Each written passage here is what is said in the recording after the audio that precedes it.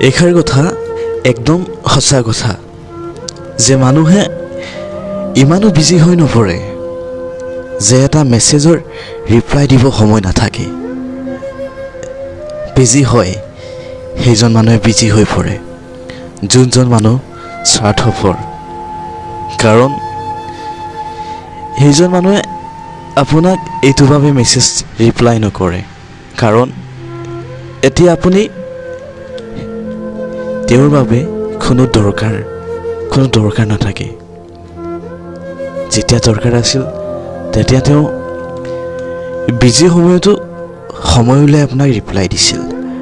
আৰু এতিয়া সেই সময়টো গুচি গ'ল আৰু এতিয়া আপোনাক তেওঁৰ বাবে কোনো দৰকাৰ নাই সেইবাবে তেওঁ ফ্ৰী সময়টো সদায় আপোনাৰ বাবে বিজি হৈ পৰিল